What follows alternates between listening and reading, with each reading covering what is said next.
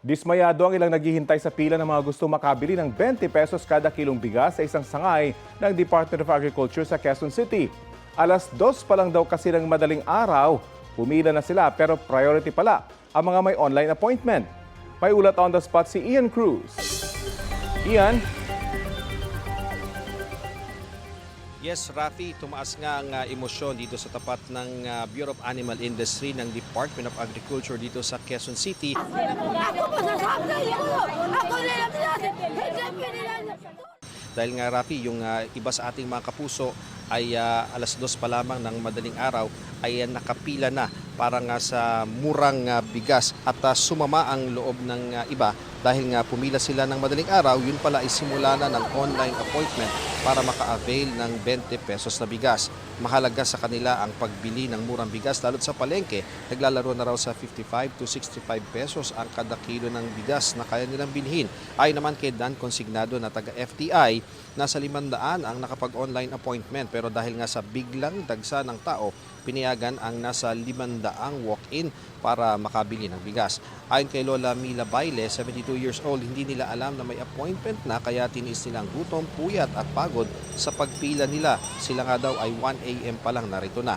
Napakahalaga raw ng murang bigas. Si Nelia Gala naman, anak na si Ronaldine, ang gumawa ng appointment kaya nakabili ng bigas na 20 pesos. Ayon kay Ronaldine, nag-click lamang siya sa link ng kadiwa ng Pangulo.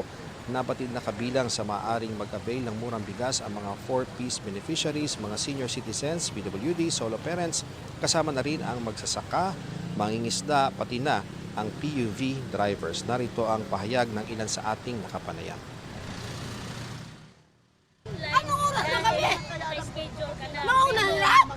Kami na lang? Pili ng oras na 6. Ayusin niyo kami lahat! Dito sa lahat! Ngayon lang po namin nalaman na ganyang may appointment na. Ngayon, kanina, nung kami nakapila, hindi namin malaman kung kami uuwi na.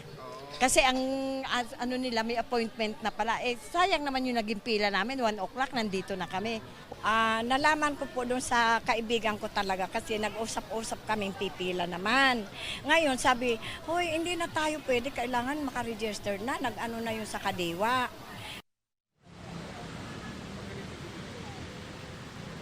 Rafi, sa ngayon nakita natin nakapasok na yung bandang dulo ng pila nung mga walang appointment papasok doon sa bilihan ng 20 pesos na bigas. Ito namang mga nakikita mo dito sa aking likuran, sila yung labas na doon sa 500 na walk-ins na pinayagang makapasok. Nagpapalista sila ng pangalan. Ang sinasabi daw sa kanila ay bukas pa sila maaaring makabili ng 20 pesos na bigas. At yun namang mga taga-DA na nakausap natin, ang sinasabi nila talagang kailangan na nga na magkaroon ng online appointment. Ang sinasabi nila kailangan i-check doon sa kadiwa ng Pangulo yung link at sundan lamang yung mga kailangang ipasok na mga detalye para nga mabigyan sila ng pagkakataon na makapag-avail ng 20 pesos na bigas. Rafi. Iyan, nabatid na ba kung saan nagsimula yung problema? Inanunsyo ba ito at may sapat bang panahon para mabasa ng mga bibili rito yung anunsyo? Yes, Rafi, ang sinasabi naman sa atin ng mga taga-DA, ng mga taga-FTI, may announcement naman daw sa mga social media page.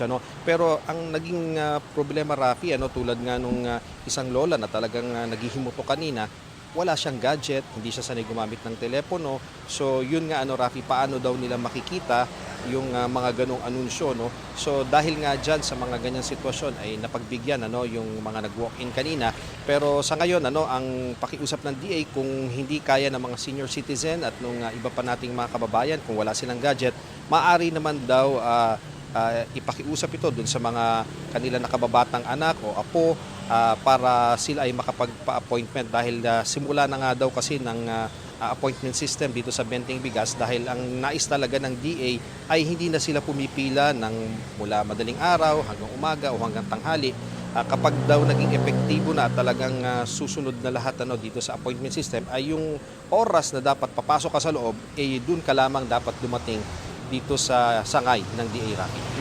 Gano'n na ba katagal daw itong online system nila para sa 20 pesos na bigas sa Ian?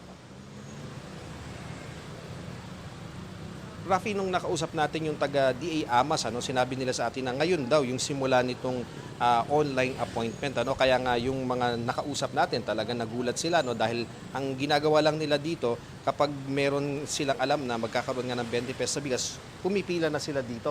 Lalo na yung mga taga 4Ps, mga senior citizens, mga PWDs, talagang regular na raw nilang ginagawa yung dito. Ang gusto naman ng DA Rafi is hindi na nga maibsan yung sakripisyo ng ating mga kababayan na pumipila dito, kaya nagkaroon nitong appointment system.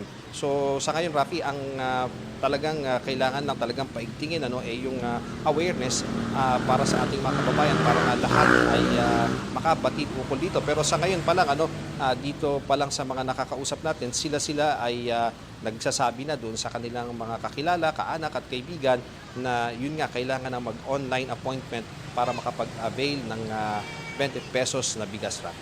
Siguro makakatulong din dito yung mga opisyal ng barangay. Maraming salamat sa iyo, Ian Cruz.